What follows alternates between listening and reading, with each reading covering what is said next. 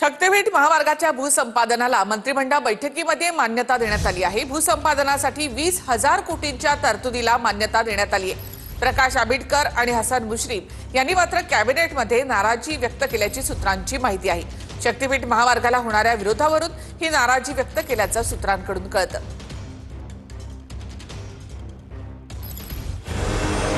शक्तीपीठ महामार्गाच्या भूसंपादनाला कॅबिनेट बैठकीत मंजुरी मिळाली। यासाठी 20,000 कोटींची तरतूद होणार आहे। शक्तीपीठ महामार्गासाठी विधानसभा निवडणुकीआधी भूसंपादन थांबवलं होतं, मात्र आता पुन्हा एकदा भूसंपादनाला मंत्रिमंडळ बैठकीत मान्यता देण्यात आली। 3.5 शक्तीपीठ, 2 ज्योतिर्लिंग, पंढरपूर आणि अंबेजोगाईसह 18 तीर्थक्षेत्रांना जोडणारा शक्तीपीठ महामार्ग आहे। तर प्रकाश आंबेडकर आणि हसन मुश्रीफ यांची कॅबिनेटमध्ये नाराजी दिसून आल्याची सूत्रांची माहिती आहे। शक्तीपीठ महामार्गाला होणाऱ्या विरोधावरून नाराजी व्यक्त करण्यात आली असून स्थानिक शेतकऱ्यांना विश्वासात घेऊन निर्णय घेण्याचं मत असल्याची सूत्रांची माहिती आहे। 12 जिल्ह्यातील 27,500 एकराची जमीन हस्तांतरित होणार आहे, तर जमिनी जाणार असल्यानं मोठ्या प्रमाणात शेतकरी आक्रमक झालेत।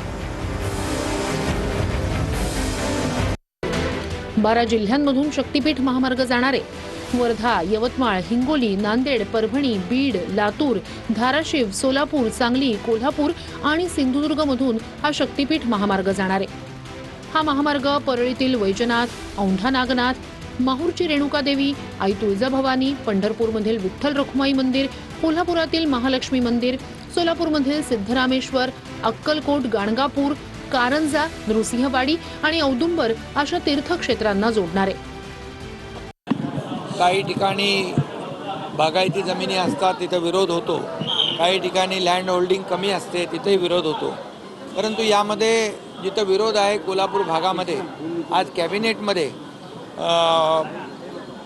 प्रकाश आंबेडकर आणि आपले हसन मुश्रीफ यांनी देखील यावर लोकांच्या भावना ज्या आहेत त्या ठिकाणी देखील लोकांशी चर्चा करून लोकांशी बोलून काही 3-4 पर्याय जे आहेत ते पर्याय जे आहेत त्याच्यावर देखील चर्चा होईल आणि या चर्चेतून मला वाटतं मार्ग निघेल। शेतकरी वितकरी त्यांच्या काही देणं घेणं नाही आहे। कर्जमाफी देतो म्हणून सांगितले, शेतकऱ्यांनी इथला विरोध करून काय ऐकणार आहे? ते आता अवकाळी पावसाचे पुढे पैसे अजून आलेले नाही। हे शक्तीपीठ वगैरे पर्यायी आहे ना मार्ग, पर्यायी मार्ग असताना हे धंदे कशाला?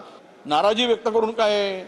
त्यांना भाजपच्या दयेवर जगायचं आहे, त्या मंत्र्यांना ते देतील ते खायचं आहे, नाही तर उपाशी मारायचं आहे। त्यामुळे यांच्या पलीकडे ते नाराजी व्यक्त करू शकत नाही। दम असेल तर त्या दोघांनी मंत्रिमंडळातून बाहेर काढायचं, याला विरोध करून हिंमत दाखवावी, तर आम्ही मर्दपणा समजू। शक्तीपीठ हा मार्ग 14 जिल्ह्यातून 39 तालुक्यातून जाणारा मार्ग आहे आणि या मार्गाला महत्त्वाच्या सगळ्या ठिकाणी शेतकऱ्यांचा मोठ्या प्रमाणावर विरोध आहे। कारण आत्ताच्या घडीला एक वेगळा मार्ग हा शक्तीपीठला जवळपास पॅरलल ज्याला म्हणता येईल असा मार्ग उपलब्ध असताना हा शक्तीपीठचा घाट का सरकार घालतंय हा एक जनतेला आणि शेतकऱ्यांना पडलेला प्रश्न आहे। पण 12च्या 12 जिल्ह्यातल्या शेतकऱ्यांचा याला तीव्र विरोध आहे। महाराष्ट्राचं मंत्रिमंडळ म्हणजे महाराष्ट्राचं मालक नव्हे। महाराष्ट्राचं मंत्रिमंडळ हे एक लुटारूंचं टोळकं झालेलं आहे। 30,000 कोटीमध्ये तयार होणारा रस्ता 86,000 कोटीमध्ये करून 50,000 कोटी रुपयाची लूट त्यांना करायची आहे, पण आम्ही शेतकरी ते होऊन देणार नाही। आज धाराशिवमध्ये पोलीस बंदोबस्तामध्ये मोजणी करायचा प्रयत्न केला, पण पोलिसांना शेतकऱ्यांनी पिटाळून लावलेला आहे।